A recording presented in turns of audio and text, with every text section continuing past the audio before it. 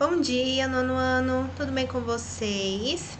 Nessa videoaula nós vamos fazer a correção das atividades do livro de gramática e nós vamos falar também sobre a produção textual, a proposta de produção textual das páginas 84 e 85 do livro de língua portuguesa. Detalhe, nós estamos vendo aí uma série de videoaulas, nós vimos na semana passada e nessa semana também, sobre produção textual. Então, lá eu trago informações muito importantes sobre a produção de texto e eu falo também sobre a proposta de produção textual, sobre essas propostas que estão aí no livro de língua portuguesa de vocês e também no livro de gênero, leitura e análise, tá bom?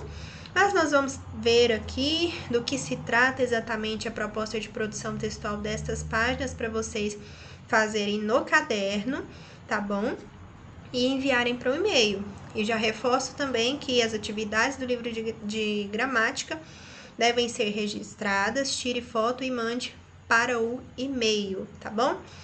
E outro detalhe, preste atenção no e-mail que você está colocando lá no endereço de e-mail para enviar as atividades para mim, tá bom? É maxnayara@yahoo.com. Esse é o endereço de e-mail. Se você digitar qualquer letrinha ali errado ou se faltar alguma parte, o e-mail não vai chegar para mim, tá bom? Vai enviar para outra pessoa, para outro e-mail. E só para confirmar aí, quando vocês enviarem as atividades, coloque lá no corpo do texto, né? Texto proposto na página 84 e 85 do livro de língua portuguesa, aluno tal, turma tal. Mas, se você quiser só confirmar mesmo se chegou, vários alunos já fazem isso. Mas para confirmar se chegou mesmo no meu e-mail as atividades, mande mensagem no WhatsApp, professora, mandei atividade tal no e-mail. A senhora pode verificar, por favor, se já chegou? Eu olho se tiver chegado. Se não tiver chegado, eu te aviso e aí a gente vê o que tem de errado ali para resolver, tá bom? E o nosso plantão de dúvida acontece das 7 às 11, nos dias em que temos aula, tá bom? Então, vamos lá. A proposta aí nas páginas 84 e 85, e nós temos ali, antes de começar a escrever, um tópico ali importante. Vamos fazer a leitura? O humorista e desenhista argentino Joaquim Salvador Lavado, ou simplesmente Quino, começou a publicar as tiras de Mafalda, sua personagem mais importante e famosa, em 1964. Quem aí já ouviu falar da Mafalda, né? Quem aí já leu tirinhas da Mafalda? Acredito que todo mundo, né? Principalmente aí em livros didáticos, em provas, é muito comum. E a Mafalda, ela tem ali alguns temas e um olhar bem crítico, né? Que nos fazem refletir bastante, portanto, ela é bem utilizada. Produziu até 1973, quando, segundo ele, percebeu que já tinha dito tudo o que queria com a personagem e seus coleguinhas. O grande feito de Mafalda é a maneira como ela percebe e interpreta o mundo. Embora seja uma criança, ela tem opiniões extremamente críticas sobre a realidade e se preocupa bastante com os problemas do mundo e de seu país, a Argentina. Por exemplo, durante os quase 10 anos em que foram publicadas as tirinhas, de 1964 a 1973, o mundo vivia em intensos conflitos como o autoritarismo dos governos militares, a tensão da Guerra Fria, a absurda Guerra do Vietnã, a explosão do consumismo, etc. Assim, todos esses eventos foram temas das tirinhas de Quino, sempre de maneira muito crítica e reflexiva. Para você ter uma ideia, esse posicionamento crítico a respeito da realidade da época era representado até mesmo no nome de alguns personagens. É o que acontece, por exemplo, com a menina Liberdade e a tartaruguinha de estimação de Mafalda, que ela nomeou simplesmente de burocracia. Liberdade foi desenhada como uma menina cujo corpo era minúsculo, exatamente como era na época. O direito das pessoas de serem livres. Já o nome da tartaruga representava a lentidão com que os órgãos estatais realizavam suas ações. Para conhecer melhor esses personagens e se divertir com suas histórias, confira o livro Toda a Mafalda, da primeira à última tira. Será uma ótima oportunidade para dar umas boas gargalhadas e ter uma aula de crítica inteligente. Não gosta de ler textos aí extensos? Leia tirinhas. Tem muito o que aprender também aí com a Mafalda, principalmente com a Mafalda, né, gente? Ela traz aí temas muito atuais, de uma forma bem crítica, nos fazendo refletir. Esse recurso de explorar a duplicidade de sentido das palavras já foi empregado de forma muito engenhosa por alguns autores na produção de contos psicológicos. E é isso que você vai fazer agora.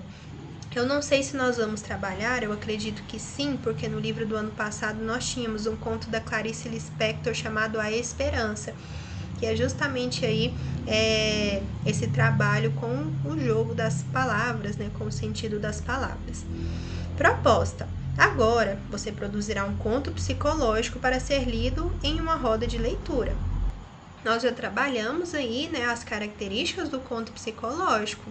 Vocês já tiveram uma videoaula falando sobre isso, no próprio livro de língua portuguesa já tem informações, características da internet, então agora você vai utilizar aí esses conhecimentos para construir um conto psicológico. O conto psicológico é aquele que predomina a narrativa, claro, é um conto, né, vai contar uma história com personagens e situações fictícias, e ali sobrepondo aos fatos, né, que ocorrem ali, as ações que ocorrem com os personagens, nós temos o conflito psicológico, seja uma angústia, ou alguma ilusão, algum sonho, algum sentimento bom, enfim, um conflito ali psicológico, né, geralmente são conflitos ali bem pesados e complexos, né, que vão sobrepor ali. Por isso que nós temos aí alguns conceitos que dizem, né, que são entrelaçados aí esses enredos, né, o enredo psicológico e o enredo ali das ações mesmo dos personagens. Nesse texto, você deverá explorar a duplicidade de sentido de uma palavra. Mesmo que essa duplicidade não seja aparente, você poderá fazer como Quino, que criou uma personagem pequenina com o nome de Liberdade, justamente para criticar a falta de liberdade que marcou aquela época. A seguir, sugerimos algumas palavras para facilitar a sua criatividade. Você poderá escolher uma delas ou utilizar outra. Aí nós temos aqui espinho, verdade, vida, esperança, aurora, joaninha, céu, pena, estrela, muro, luz, calor. São sugestões de ideias, né? E você vai fazer o seu conto aí. Se você quiser escolher outra palavra, fique à vontade. A proposta é você criar aí um conto psicológico utilizando aí essa duplicidade de sentido das palavras, e aí você fica à vontade. Planejamento do texto, rascunho é essencial. Planejar ali, traçar ali o que você quer desenvolver no seu texto é fundamental. Falamos sobre o rascunho diversas vezes, né? Como seu texto será um conto psicológico, será necessário definir primeiramente quais serão as duas narrativas que você fará em uma só. Lembra do conflito psicológico e outra narrativa? Lembre-se de que uma dessas narrativas abordará a realidade exterior, a outra a realidade interior psicológica. Para ajudar no seu planejamento, defina os pontos a seguir. 1. Como serão a realidade exterior e a interior? Como o protagonista do conto entrará em contato com seu interior? Que personagem será antagonista? Como se dará o conflito psicológico? Como esse conflito será resolvido? Além desses pontos, é muito importante você observar o uso das orações subordinadas, substantivas na construção de sua narração. Elas podem ajudar bastante você a narrar os fatos.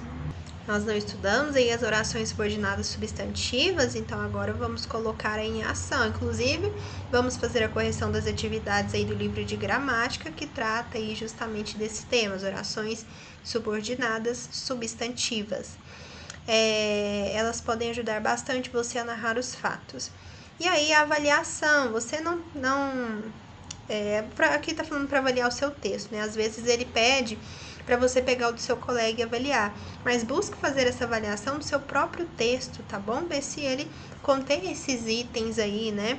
O conto está baseado na duplicidade de sentido da palavra escolhida na proposta. Não adianta escolher uma palavra e não trabalhar essa duplicidade de sentido aí, né?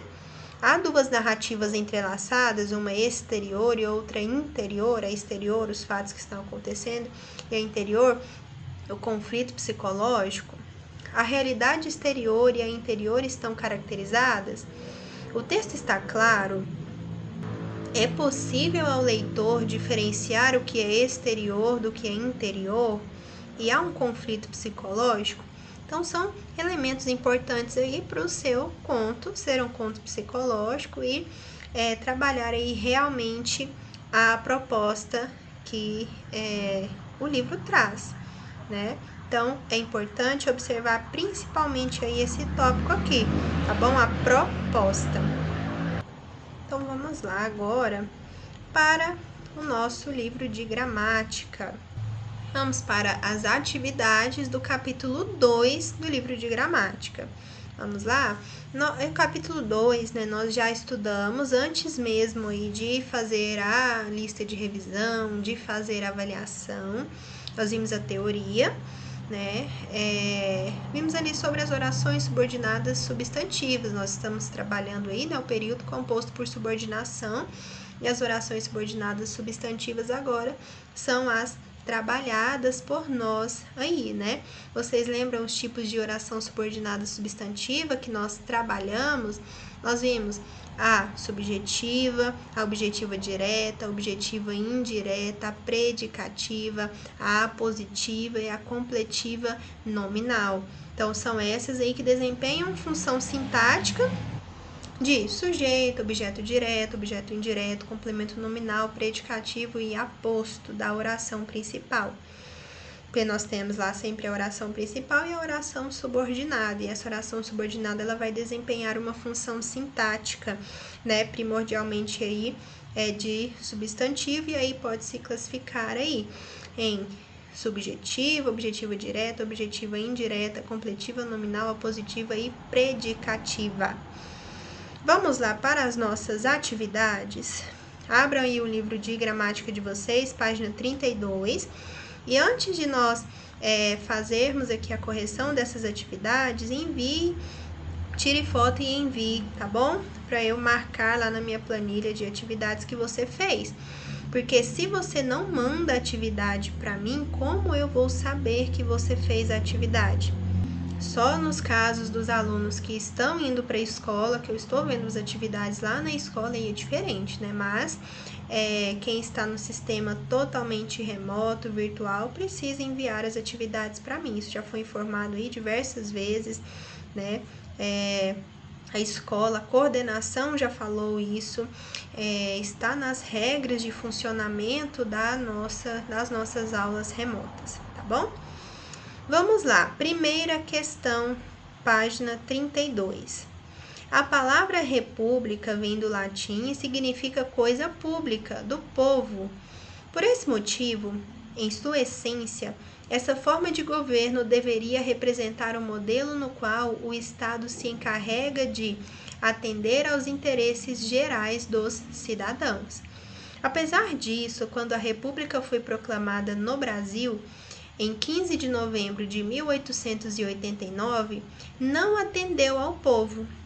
Utilizando essas informações, os seus conhecimentos sobre a chamada Primeira República, que ocorreu ali entre 1889 a 1930, e o que vimos neste capítulo sobre as orações subordinadas substantivas, indique a oração que completa corretamente a frase a seguir.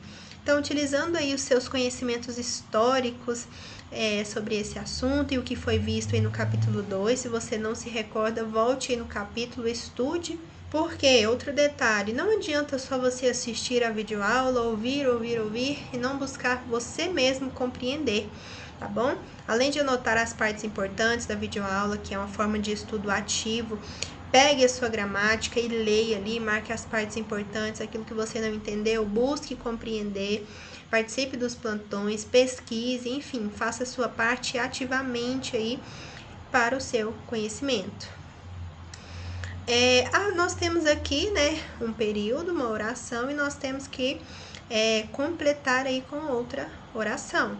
A proclamação da República atendeu, e aí nós temos a lacuna, o espaço a ser preenchido, e de letra A a E como opções.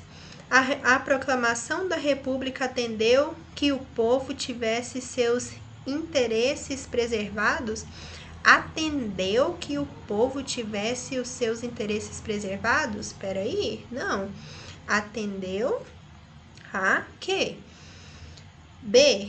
A proclamação da República atendeu à manutenção dos interesses de classes sociais privilegiadas? Aí já depende do seu conhecimento histórico. Foi isso que a proclamação da República atendeu? Vamos para outra. C. A proclamação da República atendeu a um desejo de militares, fazendeiros e cidadãos da classe média urbana? Também depende do seu conhecimento. Será que é isso mesmo? A proclamação da República atendeu que setores privilegiados governassem em seu próprio favor? Aí nós já sabemos que não, por questões gramaticais mesmo, né? Atendeu que? Não. A proclamação da República atendeu que o Brasil se transformasse em uma potência industrial? Também não. A correta aí é a letra C, atendendo aí gramaticalmente, né, a continuação do período e também historicamente, né, os conhecimentos históricos sobre esse fato. A proclamação da República atendeu a um desejo de militares, fazendeiros e cidadãos da classe média urbana. Gabarito letra C. 2. Para realizar uma atividade interdisciplinar, os professores de língua portuguesa e história do 9º ano entregaram o texto a seguir aos alunos. A Primeira República. Estudar o fim do Império nos ajuda a entender como se instituiu a Primeira República. Isso porque a Primeira República corresponde ao fim deste em 1889 até a Revolução de 1930. Liberado por Marechal Deodoro da Fonseca, o movimento destituiu do poder o último imperador do país, instaurando uma nova forma de governo, a República. Esse acontecimento não alterou as estruturas socioeconômicas brasileiras, as desigualdades e a economia frágil continuaram as mesmas. Insatisfeitos, diversos setores da sociedade decidiram que não se conformariam. As pessoas estavam conscientes de que os parâmetros jurídicos não limitariam a participação política. Por isso, diversas revoltas populares surgiram, tanto no campo quanto na cidade. Lembre-se de que canudos e contestados surgiram a partir disso. A análise cuidadosa desses movimentos é que nos levará à instauração da República. Vamos agora para a próxima página com as questões. Após fazer a leitura do texto com a turma, o professor de língua portuguesa mostrou aos alunos que o conhecimento sobre as orações subordinadas substantivas é importante para nos ajudar a ler e produzir textos de maneira mais eficiente. Para exemplificar o conteúdo, ele retirou do texto um tipo diferente de oração subordinada substantiva. Diante disso, que trecho ele retirou para exemplificar? Peraí, vamos lá, antes de dar continuidade aí, vamos a essa afirmação aqui. Ele diz que o professor de língua portuguesa mostrou aos alunos que o conhecimento sobre as orações subordinadas substantivas é importante para nos ajudar a ler e produzir textos de maneira mais eficiente. As orações subordinadas substantivas, por elas terem uma quantidade maior de classificação, e por dar continuidade ali à ideia, né, nós temos orações que funcionam como objeto direto, objeto indireto, complemento nominal, e nós temos as outras classificações também, né? Elas deixam o nosso texto mais rico, traz mais informações para argumentar utilizando orações subordinadas substantivas. é muito bom.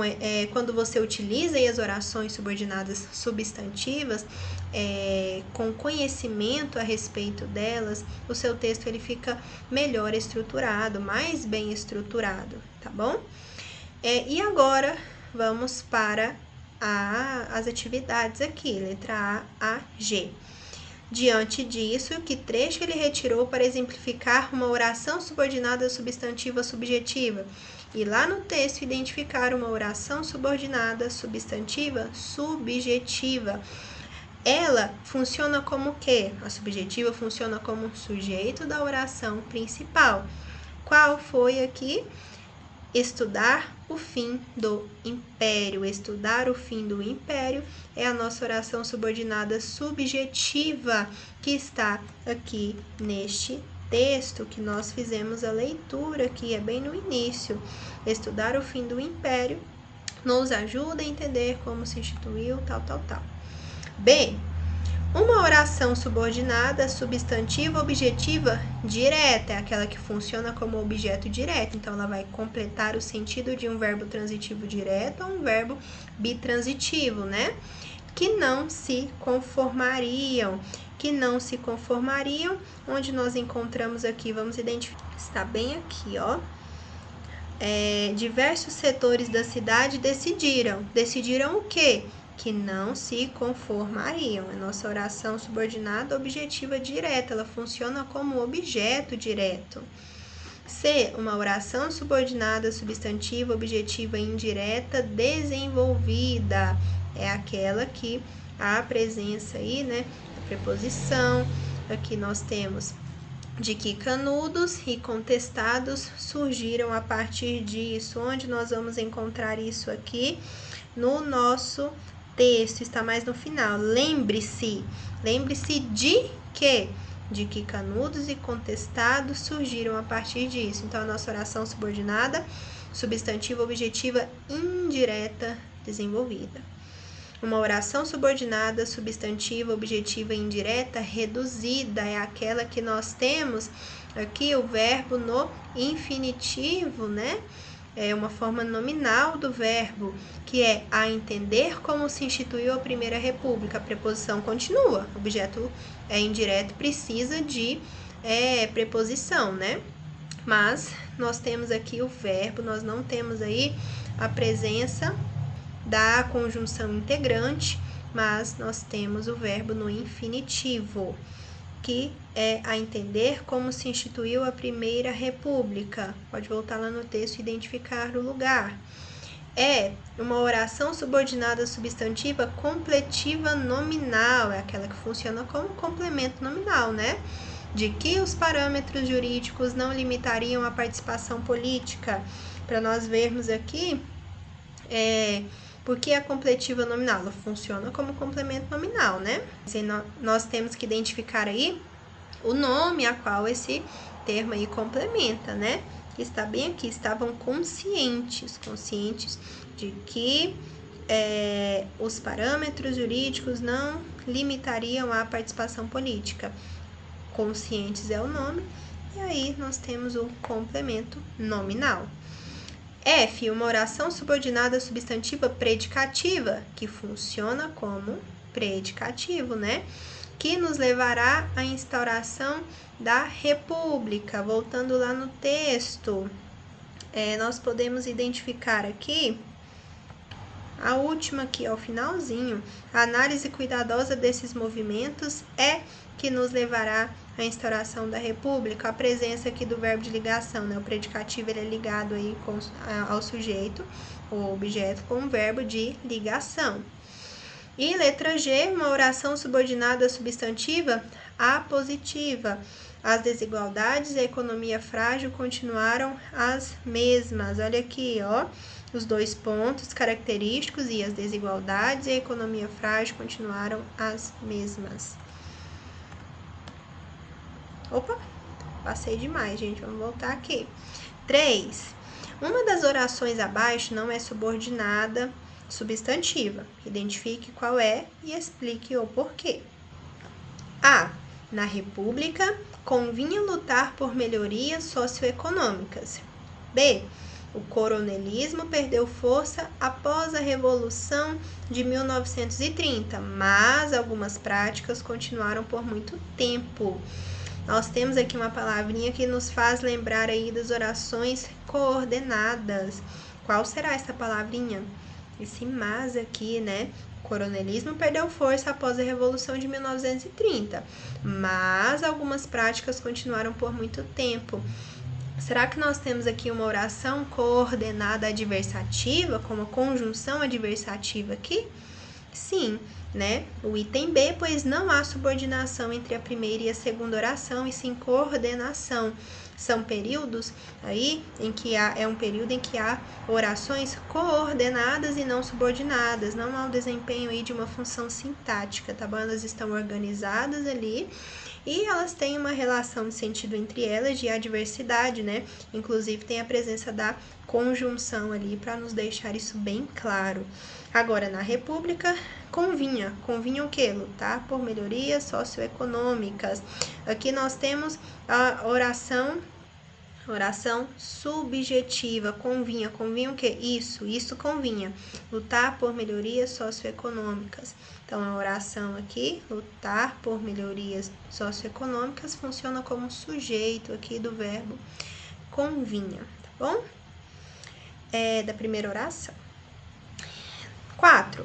Faça como professor e retire do seu livro de história, no capítulo sobre a Primeira República, um exemplo de oração subordinada substantiva. Agora você vai ativar o seu modo pesquisador aí.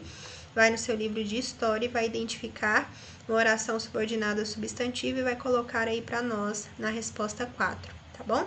Da questão 4. A resposta é pessoal porque cada um vai colocar ali a sua escolha, tá bom? Vamos agora para a última página aqui, que fala sobre a pontuação das orações subordinadas substantivas. 1. Quanto à pontuação, as orações subordinadas substantivas seguem as mesmas regras de um período simples.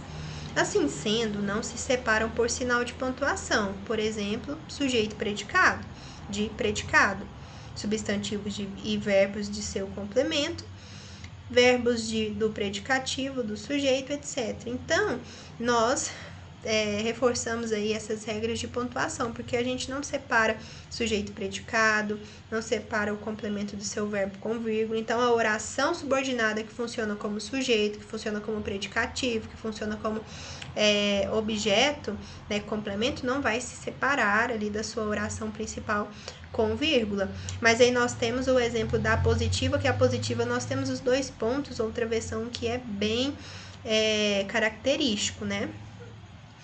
As orações subordinadas substantivas apositivas, entretanto, olha aí, ó, são geralmente separadas da oração principal por dois pontos, mas podem ser marcadas também por travessões e vírgulas. Leia com atenção os períodos abaixo, pontue-os quando necessário e classifique as orações subordinadas substantivas neles presentes. Só tem uma vontade, que você volte logo. Olha aqui, que você volte logo funciona como aposto da oração só tem uma vontade. Que vontade é essa? Isso aqui, que você volte logo. Olha aqui a presença dos dois pontos que vocês devem colocar e a classificação, oração subordinada substantiva apositiva. B, é preciso estar atento e forte. É preciso estar atento e forte. Nós temos aqui uma oração, né, reduzida. Olha a presença do estar atento. É uma locução aqui, verbal, né? E nós temos atento aqui, um verbo está no infinitivo. Aliás, o estar está no infinitivo, né? Estar o quê? Atento e forte. Vamos rebobinar a fita aí? Vamos corrigir aqui, não é locução verbal não, a professora tá doida. O estar aqui é o verbo, atento e forte são adjetivos, né, gente? É preciso estar atento, é preciso. Aqui nós temos a oração principal e estar atento e forte é uma oração que funciona como sujeito. Estar está no infinitivo, está na forma nominal, e nós não temos ali a presença ali da conjunção integrante, então é a forma reduzida, tá bom? Então é oração subordinada substantiva, estar atento e forte, subjetiva, ela funciona como sujeito. Quando nós temos é preciso, convinha e outros verbos ali, geralmente a oração subordinada subjetiva, tá bom? Se você quiser depois até decorar aí esses verbos, é interessante. E reduzida de infinitivo, porque o verbo aqui estar está no infinitivo, tá bom? Pulha e a doida da professora que disse que é uma locução verbal, não é.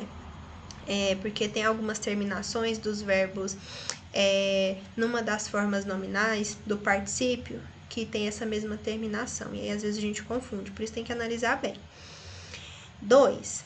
A vírgula pode ser usada para separar no período termos que exercem mesma função sintática.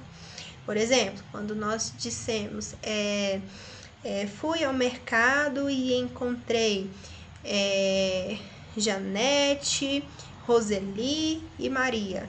Coloquei ali 3 nomes, né? Quem eu encontrei, vou dividir ali por vírgula, porque são termos que exercem a mesma função sintática. Assim, leia os períodos abaixo com atenção e empregue a vírgula de maneira correta. O ideal é que não veja, que não fale, que não ouça.